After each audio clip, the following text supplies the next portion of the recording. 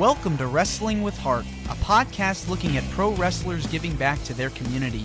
Join me, Stanley Carr, as I interview wrestling's hottest names who use their platforms as entertainers to raise awareness and do community service.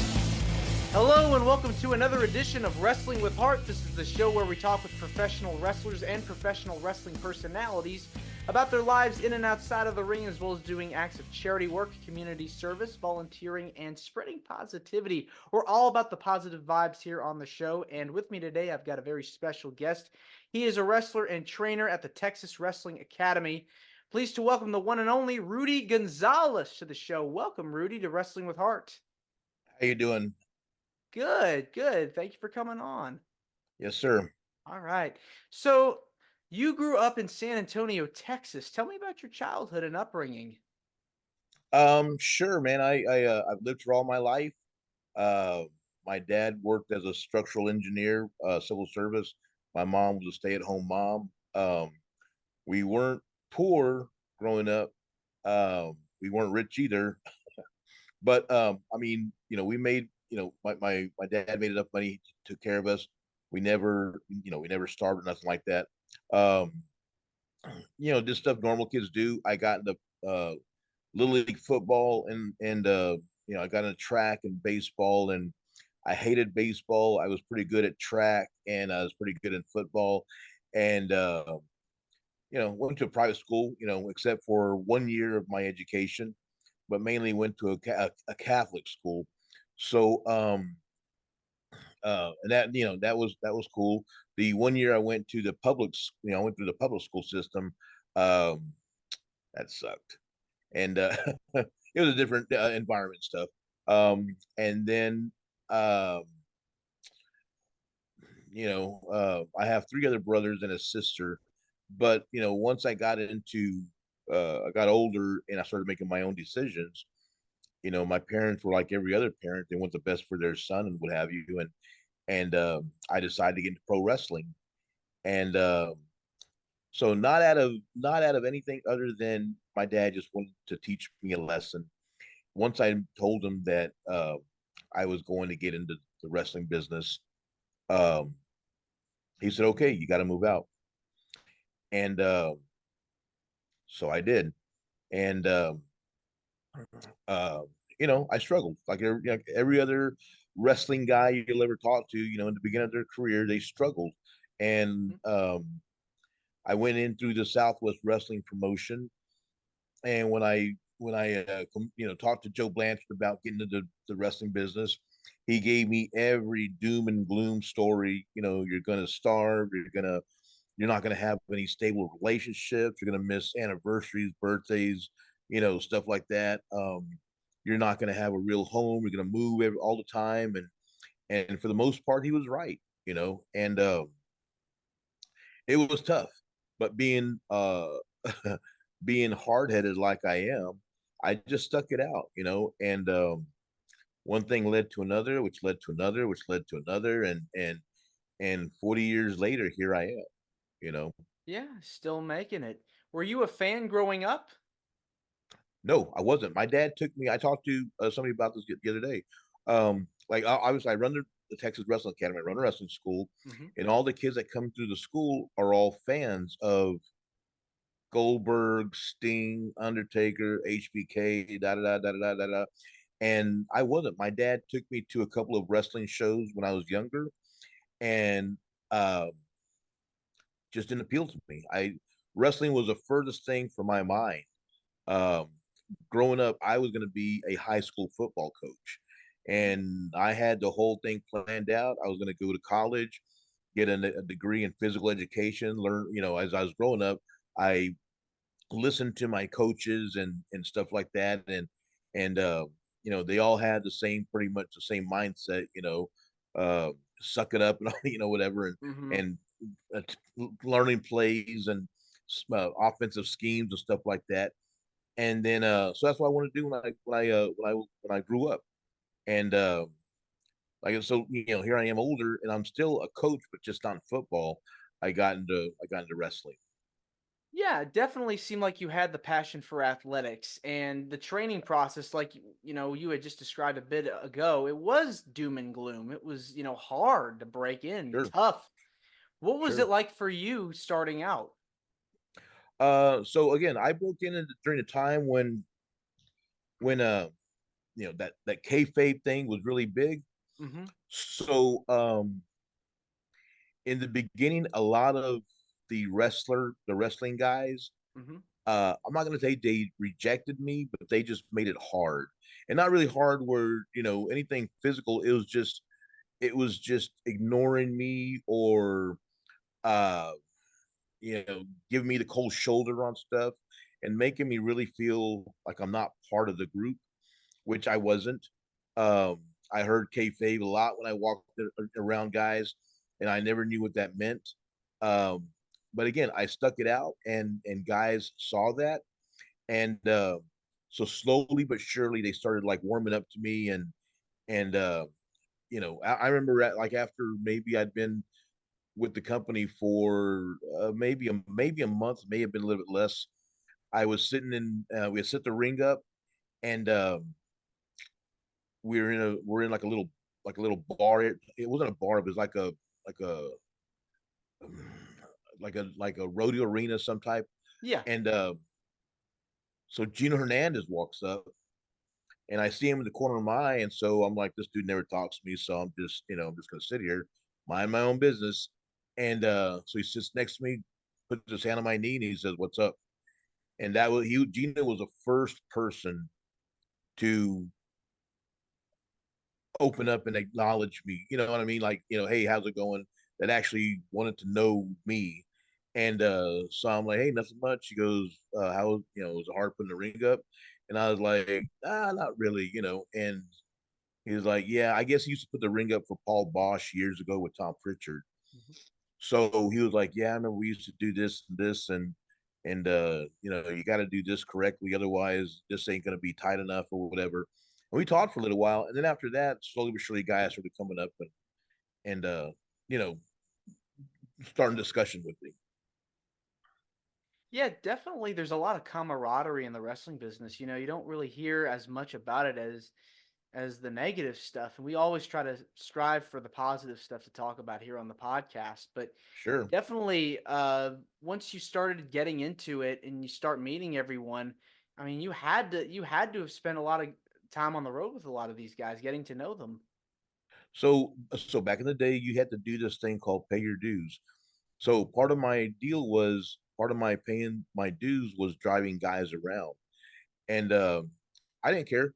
I didn't mind it. So uh, Joe Blanchard would give me the keys to his car and go to the airport to pick up Carlos Colon, or Randy Savage came in one time. Tommy Rich came in, and so the only thing was that I really didn't know who these guys were. So like uh, we didn't have we had cable, um, but I couldn't afford it, so I didn't have cable. But when you go to the magazine, when you go to the grocery stores or the magazine rack, so I'd make it a habit to stop at the magazine rack and look up, Pro Wrestling Illustrated or whatever the magazines were at the time, and try and look at, find these guys and read little stories on them, which were all, uh, kayfabe stories, I guess you could say. Um, and so I learned about them, and I guess in the phone calls that these guys would make back and forth, they, whoever, Joe Blanchard, whoever made the arrangements would say, this guy Rudy's going to pick you up. He's green as, he's green as shit. You don't know anything. So watch what you say around him. So a lot of the guys would get in the car and just sit there.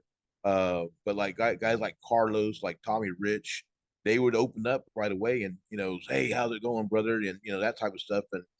And so, I mean, but you know what? I would rather, I would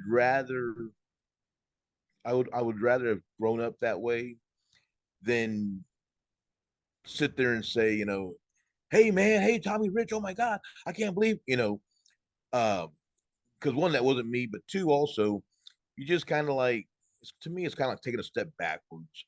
I mean, we're all buddies and stuff. We're all, like you said, like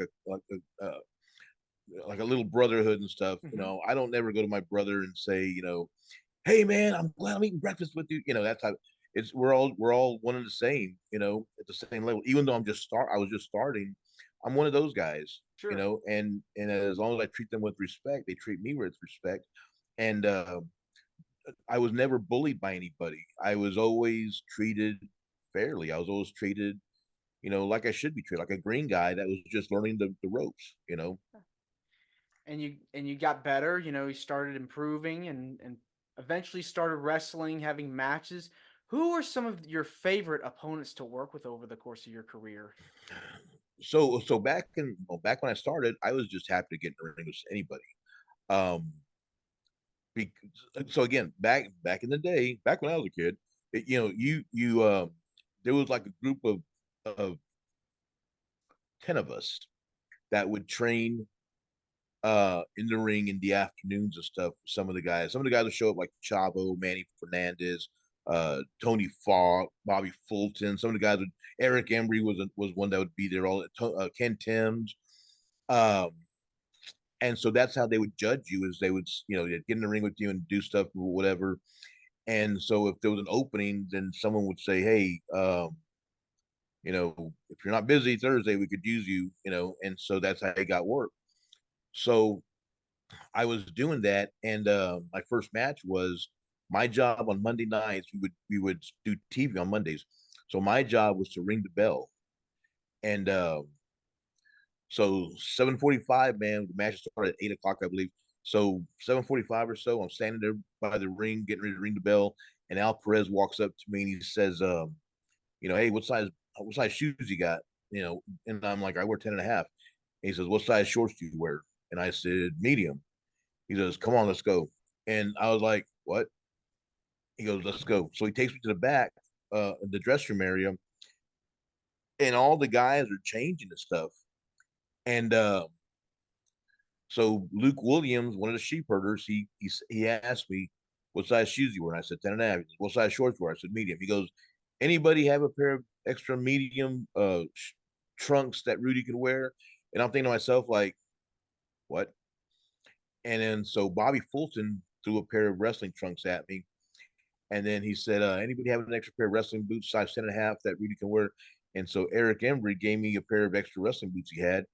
And he says, here, put them on. And I was like, well, he's like, go put them on.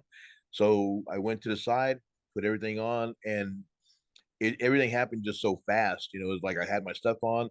And then Luke says, me and a guy named Manuel Villalobos. He goes, you and Manny are working with me and Butch. We're going to go about 4 minutes. We're going to go home, and I'm like, all right, you know. And so we did my first match was a TV match. And there are times when I think about it and it was about 4 minutes or so, 5 minutes, but it felt like it was 20. And there's other times I feel like it was like 30 seconds. It was just, Hmm. uh, you know, but that told me that I was moving up the ladder, so to speak, and they trusted me enough to put me on TV of all things. And the way the match was structured, give me an opportunity to make a comeback and fire up on those guys and what have you. And so then, and at the time, um, there were a bunch of guys on the crew that were very, very good also. And so part of my upbringing was getting, being the first match of some of the house shows, the spot shows, and maybe my name wasn't on the flyer, but there would always be like plus one extra match, and that was me. And so I'd get in the ring with, it was one of the older guys that needed they needed to work, because they have bill to pay, but I needed to work because I need experience. So I think it's like the guys were like, "Hey, I'll work with him." Hey, we got Rudy on here. Who wants to? And somebody would say, "I'll work with him." So I worked with Ken Timms a lot. Good dude, man. He was an older guy. He was at the time he was partnered with Eric Embry as the Fabulous Blondes, and then we would go in the dressing room, and back then we had separate dressing rooms. So maybe he'd say he'd send a message through the referee to me like, meet me at the ring 10 o'clock tomorrow morning, which was go, meet, we're going to work out the next morning. And then he would go over, all right, remember when you did this, this, and this? Don't do that again. Do this differently. Do that differently. Eric Embry was a good dude to work with. Chavo Guerrero was a good dude to work with. Tony Falk. There was a guy named Bill Howard. The whole crew, man, they were all, I never had a match with Manny Fernandez, but Manny was like, he took me under his wing and he didn't mince words. You effed up on this, don't do it again, and this looks stupid, and but I learned a lot from him. Uh, Tully would make comments, in his Tully Blanchard way. No one ever bullied me or if they gave me something that was negative, I didn't feel bad about it because you're taught if they don't tell you anything, you have an issue. If guys tell you something, that's because they care. And so whenever guys gave me critiques and stuff, I never took it like, oh my god, this guy hates me. It was a learning deal. So I mean, I enjoyed working with all those guys, and then like the lower level guys, like the guys that were with me. Uh, Dusty Wolf was always a good guy to work with, to get in the ring with. Ken Johnson, another guy. They had Dusty and Ken had a couple of years over me, but they were always fun to work with. Uh, and then as the years went by, I got to work with Larry Zabisco. Man, he was a he was great. And then I got to work wrestle with Black Bart, another good guy. And then a different um, and I just talked to Bobby Fish about this morning. A different type of because when I worked with those guys and stuff, it was like I had if they said I had a good match, that was great. A different type of fulfillment that I got was when I started training the guys for Shawn Michaels Wrestling School, Mm-hmm.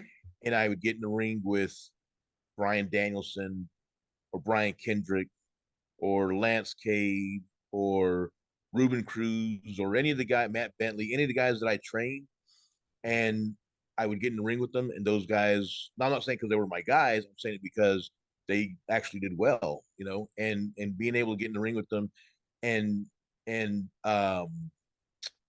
not have to worry about this guy's going to break my neck. He's inexperienced. I I don't want to I don't want this to come off as sounding cocky or nothing, but the guys that I trained were very good talent, and I know that because I got in the ring with them, and I never had to like, oh my god, this guy's screwing up. It was yes, they were inexperienced, but they still knew what they had a good idea um, of what they were doing, and so that was, and then to have Shawn walk up and say, hey, you did a good job. That's a whole different ball game That's of you know uh enjoyment, I guess you Yeah, could it's say. it's the icing on the cake because Shawn Michaels is like one of the biggest superstars in professional wrestling. To Right. to be able to work with him and work with you, I mean that's a heck of an accomplishment. And it's funny because they were always Shawn was so going to the wrestling academy, Shawn was wrestling academy. Shawn was whatever you saw on TV never existed at the gym. Completely different guy. And there were times when I had to like just remind myself this is like one of the world's greatest talents in all of wrestling. And I mean, he was just so when he gave a compliment to me or whoever, it was sometimes I take it like, hey, thanks, Sean. And then other times I would like, wow, you know.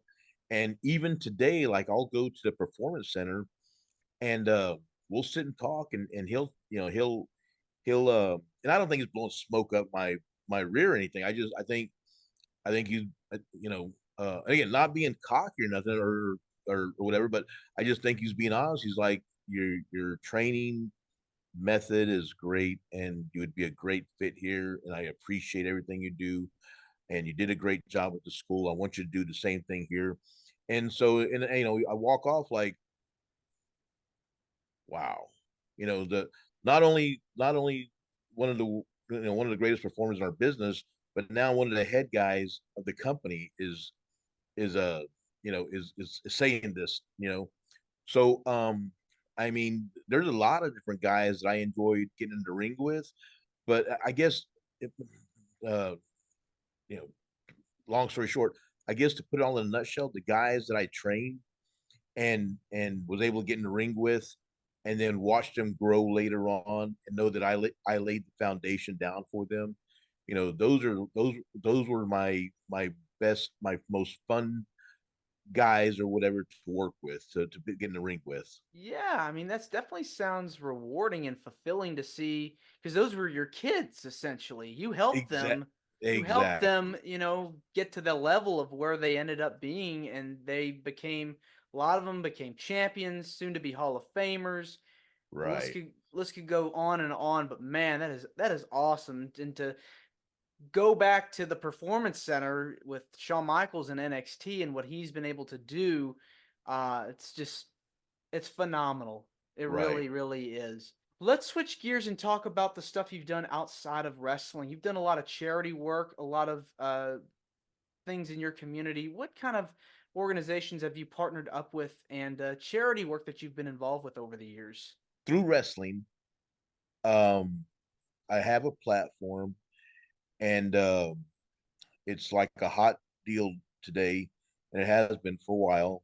Um, so I use our wrestling events to raise money for, like, we just did a program, we just did a show at the San Antonio Food Bank. And we donate, a portion of the proceeds of our ticket sales to the San Antonio Food Bank. Um, there's a gentleman that was a director there. His name is Louis Guzman, and he informed me, a couple of years ago, for every dollar that we've donated, you can feed 7 meals. You provide, for every dollar we provide, we also provide 7 meals. And he said something like, you so this was like a couple of years ago. This was before the pandemic, actually. He said, so you guys have provided over 3,500 meals for people that are needy, that need food and stuff. And I was like, holy cow. So stuff like that, we help with the food bank. There's a group called uh I can't think of the name off the top of my head, but there's a group in Del Rio, Texas. We donated ticket sale money to them to help them out. We help the Elks Lodge in Harlingen, Texas. Um, we do events there and do their concession sales and stuff, and what have you. They get a little bit of money out of us from there. We're helping a group here in San Antonio called the St. Vincent de Paul Knights of Columbus. My wife, Micah, she's a wrestler also. She wrestles for WoW, but she works for a group called. Her actual job is she works for a group called Any Baby Can, and they help families with kids with autism. And so she has a little, information deal or whatever for them at our events. Uh, Most recently, I guess, uh, uh, we there was a shooting in Uvalde, Texas, where a bunch of Mm. elementary kids were killed, and so she was part of getting care packages to them, to the families, helping them get through that situation. Um, Yeah. I've got a platform, which is pro wrestling, and I'll use it whenever I can, however I can, to help the next guy out. Um, I don't mind that at all. Like I said, my family didn't grow up. We weren't wealthy, but we did well. We never wanted for food or clothes. And I that's just something that when I see kids or I see adults um, that are struggling, I don't know what that I don't know what that feels like, because I've never experienced that. Even with the wrestling part, I always had the option of calling, my mom, my mother or father, and saying, hey, can you loan me a couple of bucks here and there? But I've never, I've never lived on the street. I've never starved. I've never, you know, and it, I feel like uh, I can contribute with what I have. There's a place where I go that um, to run, exercise, do whatever, and there's a lot of homeless people there, a lot of homeless people. And some of them, I mean, you go every day, you see the same faces, and some of them you see once, you never see them again because they're constantly moving. Mhm. So, there's a few people that, I'll stop at the local restaurant, grab some tacos, and the first couple of guys I see, here you go, here you go, here you go, and pass them out. Whatever I can do to help guys out. Yeah. Um, any organization, I've had people contact me if I can help out, and if it's if I can, I do. It doesn't matter what it is. I've helped with the Big Brothers and Sisters group here in San Antonio for a couple of years, a while back. I mean, whatever I can help out with. Yeah. I mean, you definitely have a lot of generosity and you're able to find ways through wrestling to give back, especially, with kids, gone through a tough time in school and finding, Sure. some of them don't even have parents around. So you got to find, Yeah. find ways to help them as best as possible because they're the future. Raising kids is hard, and Right. especially in this time period. But yeah, I mean, good for you that you're able to do all that and through your wrestling academy too. I mean, when did you start getting involved with being a trainer? Uh, so years ago, the old school way of training guys was, you know, a guy would say, "Hey, you would say, hey, Rudy, can you show me how to wrestle? And I want to get in wrestling business." So we'd go somewhere where a ring was at. I'd make you do a bunch of squats, push-ups, blah blah blah blah blah, whatever, till you were just exhausted, and then I'd come in like the hero of the day and just out wrestle you and do whatever I can um to make you change your mind about getting pro wrestling. So that was like the first um taste of being a trainer.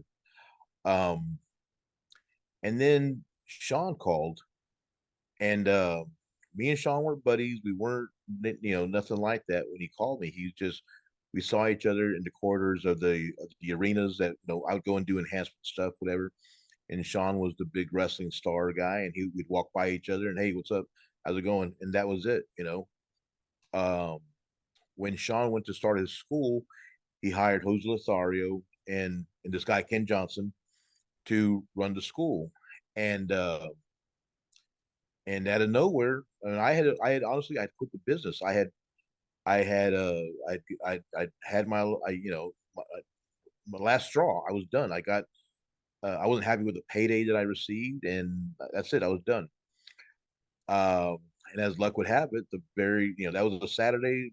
Tuesday, Shawn called and says, I want you to help me run my school. And so, uh, we talked about it, and this was in October, November of '98. And I said, when are you going to start? And he said, I'm going to start in April of '99 next year. And I said, okay. So I had a job at a warehouse. So I was making some money and stuff doing that. And then when the school started, the day before or a couple of days before the first day of training, we sat down and Shawn said, okay, how are we going to do this? And we're like, you're the one, it's your school, it's whatever you want to do. And Shawn was like, I have no idea. It's just something I want to do, while I'm recovering, but I have no idea how to, hoping you guys could have some. So Jose, the old school guy, man, he was like, let's just get him in, get him out, get him in, get him out. Let's make him do 1,000 squats and 5,000 push-ups and all this, which was the old school way of doing stuff. And so each kid was paying like I think it was like $4,000 to train at Shawn's school. And so Shawn said something like, "What do you think?" And I was like, "I see a lawsuit coming up." I said, "Why don't we just train guys?"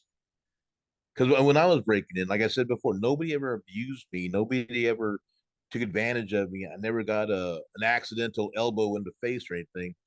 Um, and guys that came in when I came in, same thing.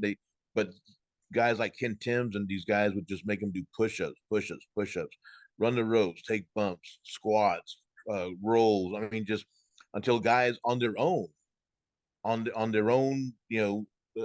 decision, you know what, I'm not made for this, and they would leave. And So I told Shawn that I was like, when I broke in, no one ever did anything like that. Like if you like Hulk Hogan talks about one of his first days, the guy that trained him dropped a knee on his ankle and broke his ankle the first day. And so to show how, to show his persistence, he recovered and he came back and he said, "Hey man, I still paid you that money and I'm still waiting to get trained."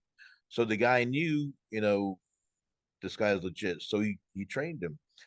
And so that's what I told Shawn. Let's just put him through the drills and the guys that quit, they'll make that decision on their own. The guys that continue, they'll make that decision, and that's we find out who, and Shawn was like, that's a good idea. Because he didn't want to, again, whatever you saw on TV was not the guy at the gym.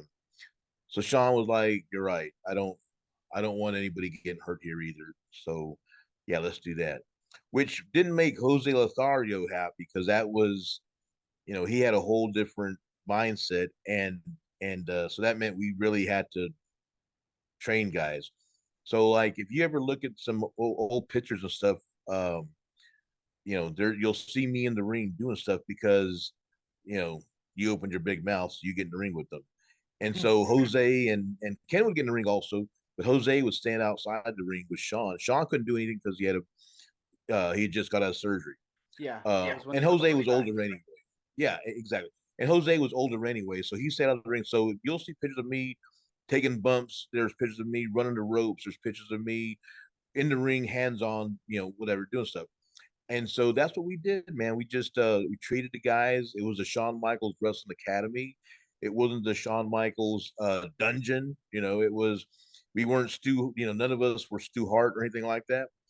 So we just, Shawn wasn't known as a brute. He was just known as a very finesse type of guy and stuff. And so that's what we did. We just made guys run the ropes and drills, just normal drills, and then we taught them how to do, wrestling stuff. And as time went by, some guys just like, I can't do this, and they would quit. I ran Shawn School like in 2000, 2001, and so now we're in 2024, and I still get guys that were from those groups that are like, "Hey man, I'm working for FedEx now, and I'm a district manager, and all the stuff that I learned at Shawn School, thanks to you, it really helped me a lot, with my job." And so we taught them some kind of discipline or whatever.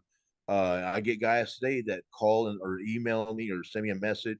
It's a lot of fun, man. It's you see guys grow and you see the lights turn on in their head as they're doing stuff.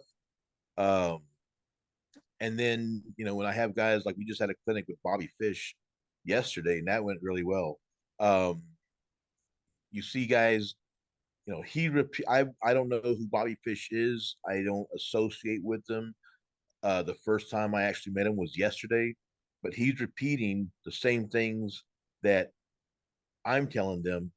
So that light bulb goes off in their head, like, oh, Rudy kind of knows what he's talking about. So I mean, training is great, man. I enjoy it. It's what I wanted to do when I was younger, except in the football arena. Uh, but I mean, I love it. I can't see myself I can't see myself working at Walmart. You know, No. um, this is great, man. I come across a lot of good guys, and they all have stars in their eyes. They all want to be the next Triple H or whoever, and you see them realize that it's not that simple. No, no, it definitely isn't. Why do you feel passionate about training people and helping out in your community? I can't answer that. The community part is, I guess that's just the way I was raised. Um, my I don't I've never really brought this up. My mother could not have kids. Um, and so and I said I have three brothers and another sister. So they were all through adoption. And so for a time period when I was younger, like 3 or 4 years, I think, my parents were foster parents. And And what that is if anybody out there doesn't know, is you take care of kids that came from broken homes. Maybe, and that's that, as much as I hate saying this, some kids were born, with a birth defect of some type, and the parents didn't want them, through no fault of that, of that, of that baby.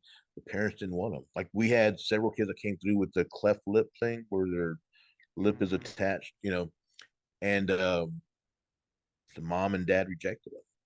So my parents were always helping out. Again, like I said, we weren't wealthy people, but my parents were always helping out, and that brushed off on me. And so I feel like, I drive down the street and I see homeless people, and I see, you go to Walmart and you see the mom with three kids in the back in the shopping cart, and the kids have no shoes on, and the mom's, dressed, like heck or whatever. And meanwhile, me and my wife and our daughter and my kids, whatever, we're, if I have a tear on a shirt, I either throw it away or I fix it. But because I have that option. But some people don't, and I feel bad for them because I live a completely different life than they do. And I've never, again, like I said earlier, I've never been in that situation. And I don't, I wish I wish nobody would have to go through that. But and then and you go to other countries, like, all you got to do, I'm in San Antonio, so 200 miles down the road is Mexico. All you do is cross the bridge, and you're in a third world country. And so the things that we complain about here, man, we have it so good. Um, a lot of us don't realize it, but when you go out in the street and you see people struggling and stuff, I hate.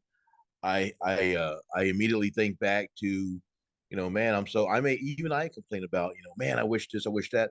But when I see some of these people that are struggling, then it brings me back to, I'm fortunate, I'm very fortunate.